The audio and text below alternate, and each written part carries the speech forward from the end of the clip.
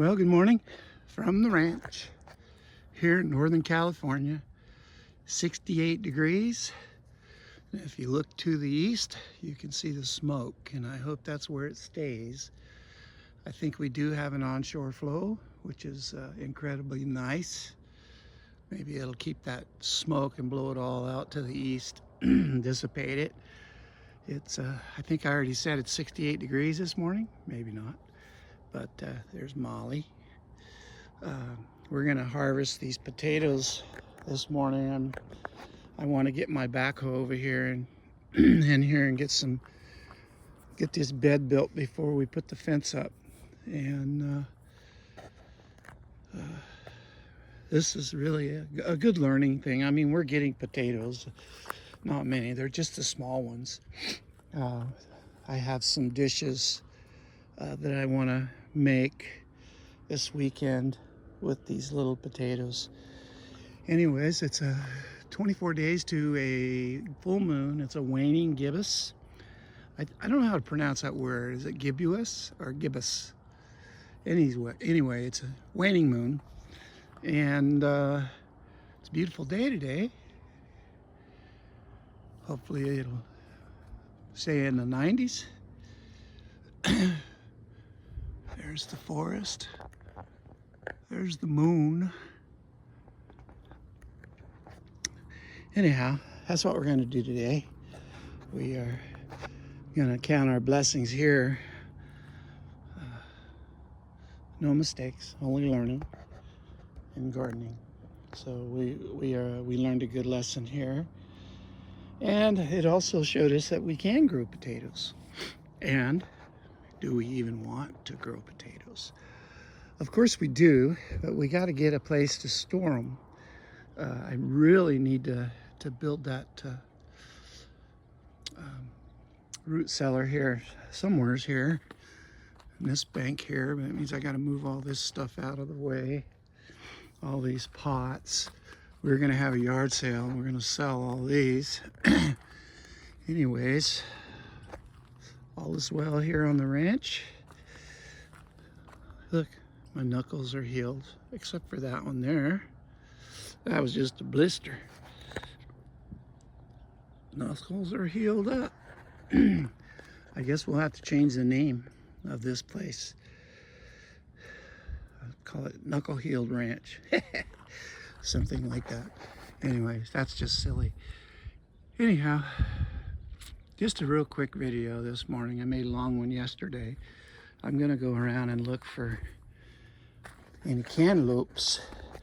We have people coming from Arizona to visit. Look at here, here's one. There's a ripe one. So let's see if it, oh, slipped right off. Look at that. So when they get like that, and that stem slips off, they'll naturally slip off. And if you're hanging them, so if you're hanging them from way up here, something like this up high, they can hang by the stem, but when they get ripe, they're gonna just snap off and bust on the ground if they're too high. These that are hanging right along in here are not too high. They'll just pop off and land on the ground. And you got to kind of search for them to find them. Because otherwise, you'll smell them and they'll be rotten, right? So we do have trouble with rattlesnakes, and anywhere where you have water, the snakes will be around because they lay an ambush for the birds and things that come along to feed. This is the watermelons here. I don't think there's any of them. Now, I think I probably showed you how to tell when your watermelon is done. See, this watermelon here is on this vine right here. And it'll probably be this curlicue. And look at there, it looks like it might be done. It's hard to say. You have these curlicues. I don't know what happened to that line. Anyways, maybe they are done. Maybe that one's done. See, the curlicue here is dry. I don't know. They might just be small watermelons. That'll be okay with me too. If they are, I'll just, they'll just be little melons. Personal, we'll call them personal. Yeah, we grow watermelons. Yeah, you grow big watermelons? No, we kind of like the personal watermelons, really. Look at all these melons down in here. They're not ready. Cantaloupes kind of hurt my belly. They kind of hurt my stomach, so I can't eat a whole lot of them. But I do eat them. Yeah, there's melons there. Melons. Melons everywhere. Looky here. Look at that big old moss. Look at there. A couple of donikers there. Big old donikers. Here's one. It'll drop off. Oh wait, is that one there is right. That's a little one. Yeah, same thing. These are little personal cantaloupes. Must have dropped off the stem. Oh. Smells wonderful.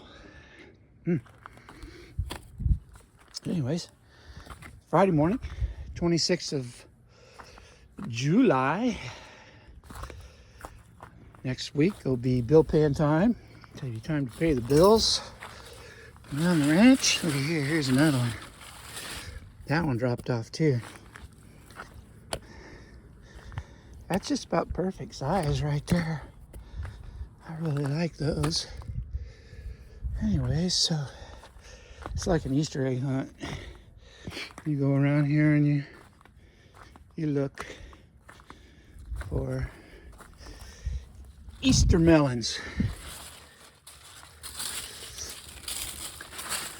Yeah, I don't know if these vines will last the month of August. I'm hoping they do, because if they do, then I'll be able to plant my garlic and my onions right here. I was thinking about getting my onion starts, get my onions going right now, and see what I can, if I can get them going so that I can get them in the ground in September.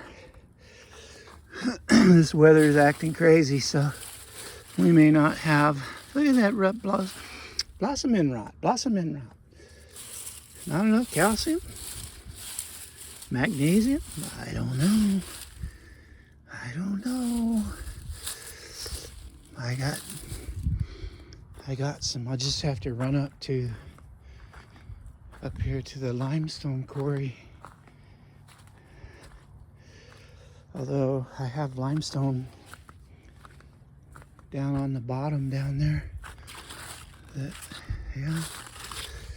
Yeah. That's how you tell if they're ready. Yeah, on your cantaloupes, the stem will just slip right off. And on your watermelons, like before, I said, some of them vines are dead over here. I do not know why. So you look for that little curlicue. It's going to be the nearest curlicue, not the kind that wrap around vine. Not the kind that wrap around things to hold the vine. This right here is one of those kind that will hang on to stuff. This is more like a curlicue right here. This one, see? And this one, melon.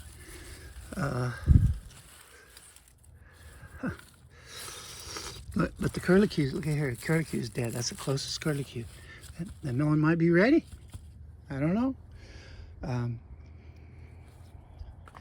Yeah, that's okay if it is. If it's a good sweet watermelon, a thin rind, that's what we want.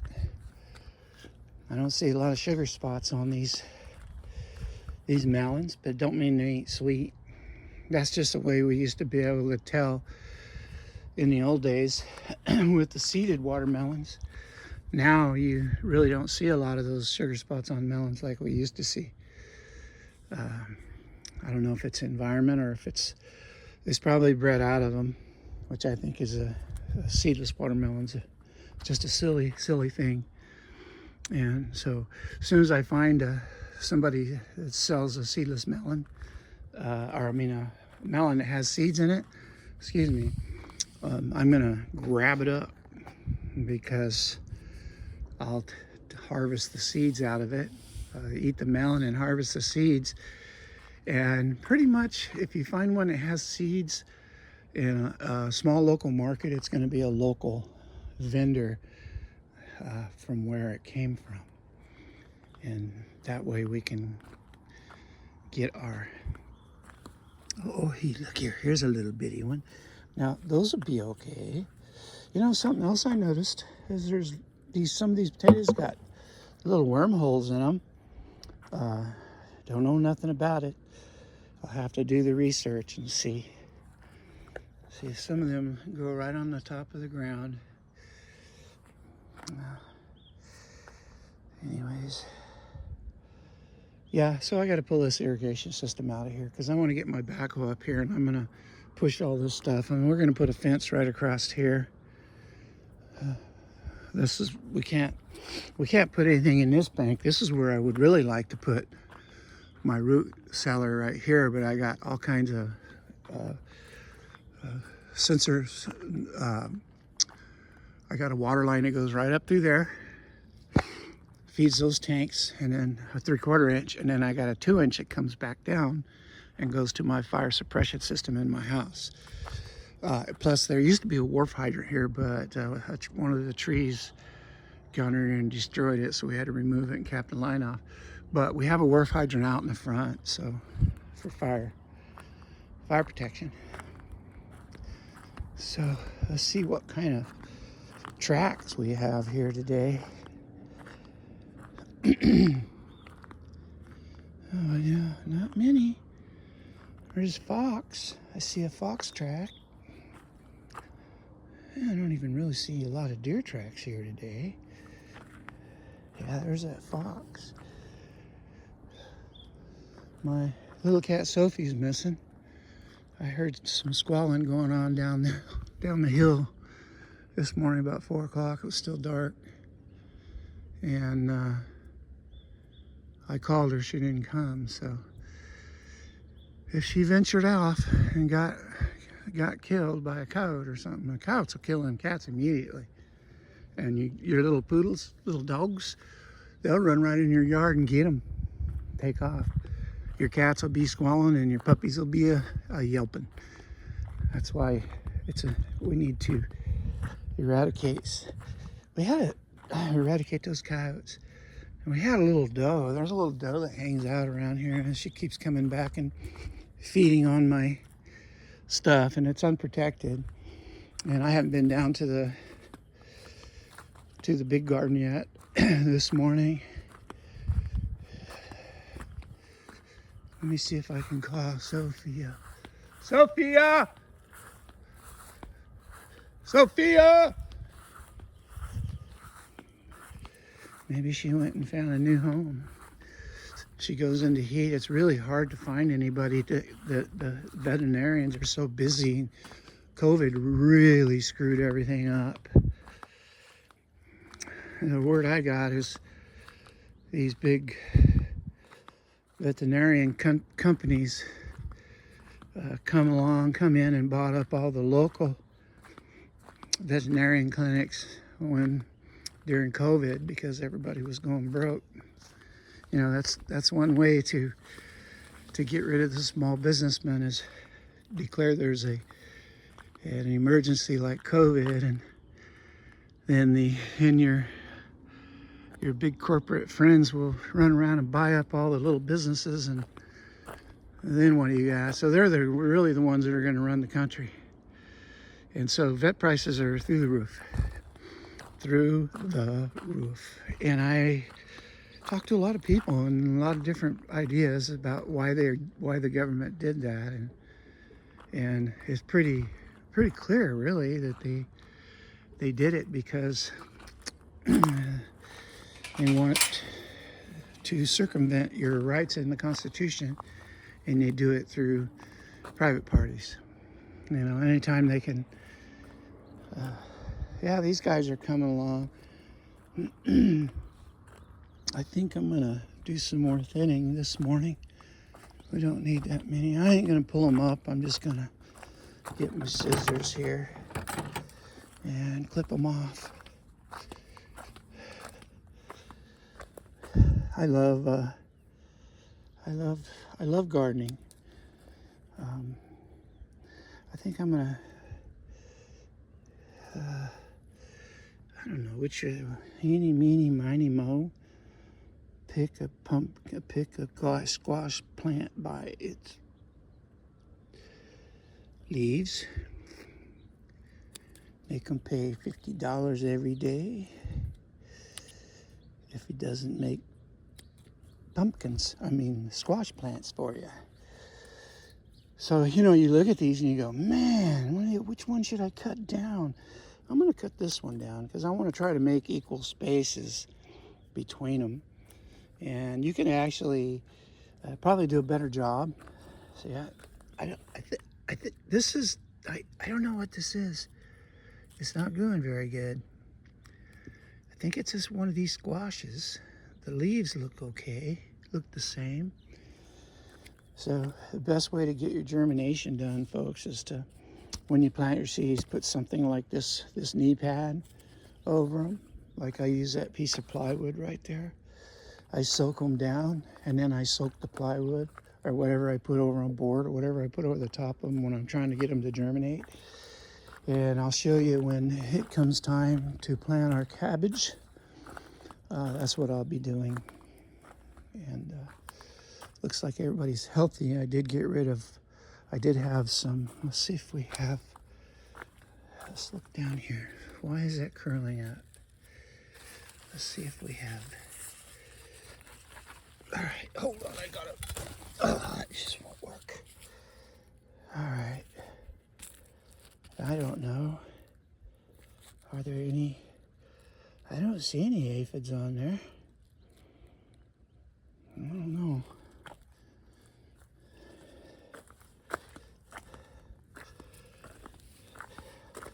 I think I need to do a better in-depth study of aphids' lifestyle. Find a scientist that has put something on YouTube that explains the life cycle of aphids, and it might help me do better to fight them and then not have to use the sprays as much. You're never going to win the battle with aphids, I'm convinced. Okay, well, that's all I'm going to do for now. It's been nice morning. It's been very nice out here, so I got some chores I got to go do inside. We got people coming from Arizona, going to be staying with us, and we're going to have a big meal tonight with our family, and then later on in the week with their families. Okay, thanks for watching.